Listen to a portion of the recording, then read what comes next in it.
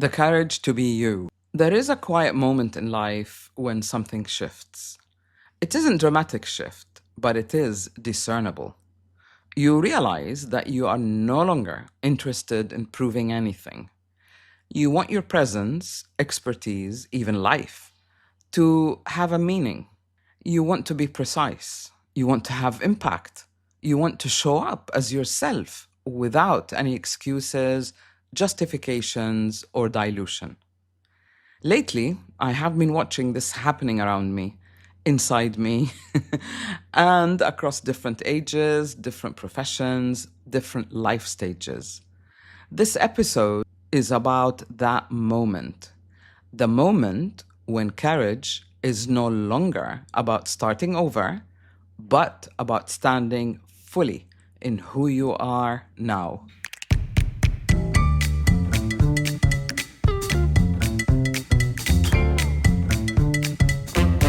Welcome to Unbox the podcast. I'm Sahar Hunaidi Palmer, intuitive mentor and your host.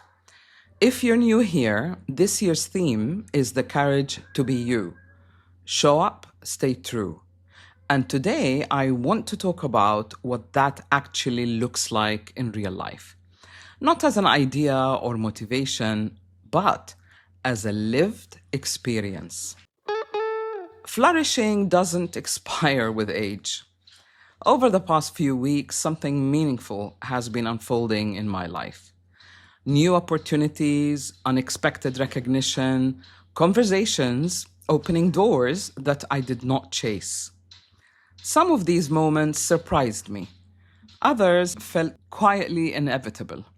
What struck me most was not the opportunity itself, but the timing. There is a misconception that flourishing belongs to the youth, that relevance fades away with age, that impact has an expiry date, making one feel irrelevant. What I see instead is something very different.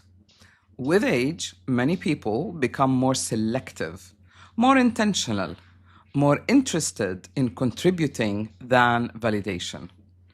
This is not a decline, but refinement. And refinement requires courage. So, how do you know when courage is calling you? Your body signals when it is time for you to show up differently. I often tell my clients that the body is the first dimension of change. Before we think, before we decide, before we rebrand or pivot, the body signals readiness.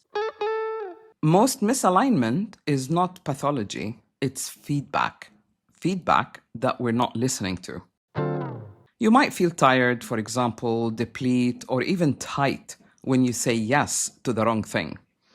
Or you might feel relief when finally you speak your truth plainly and simply. When we understand how our systems and biology operate, we stop seeing ourselves as broken or something that needs fixing. We see ourselves as intelligent. We read the signs, we interpret them, and we decide to act accordingly.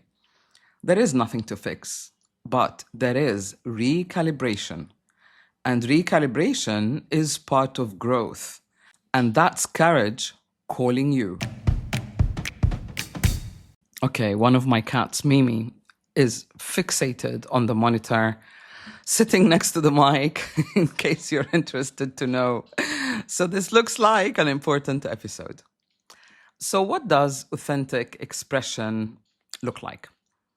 Well, authentic expression is not a trend.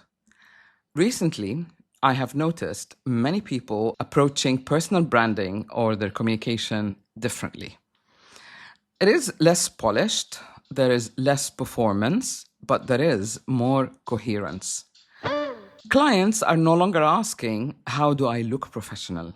They're asking, how do I sound like myself?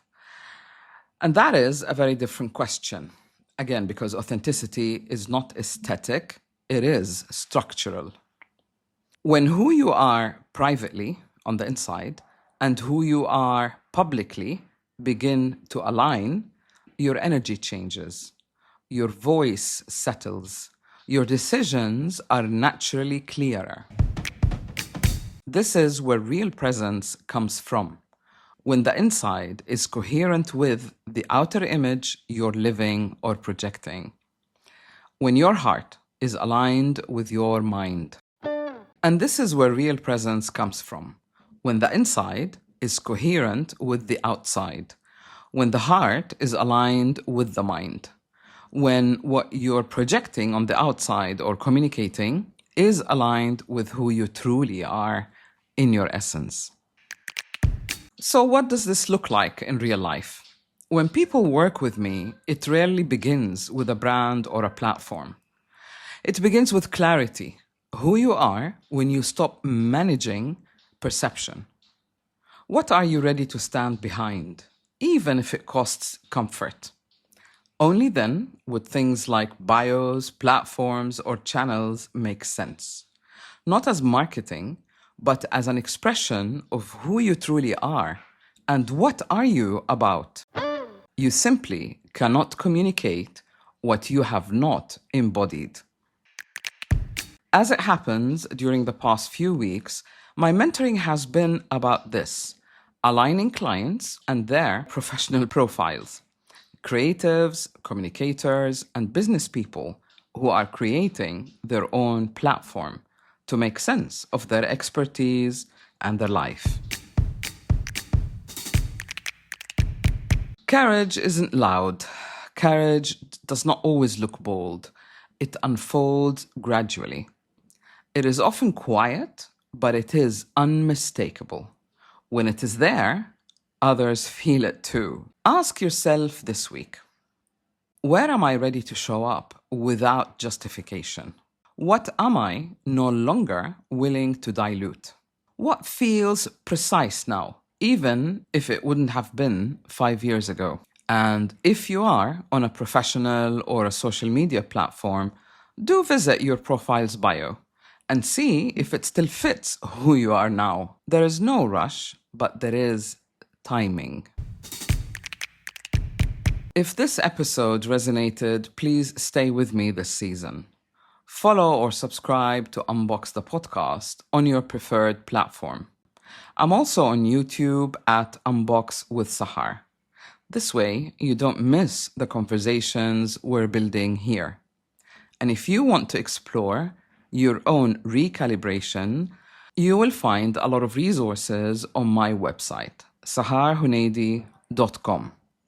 Until next week, remind yourself to show up and stay true.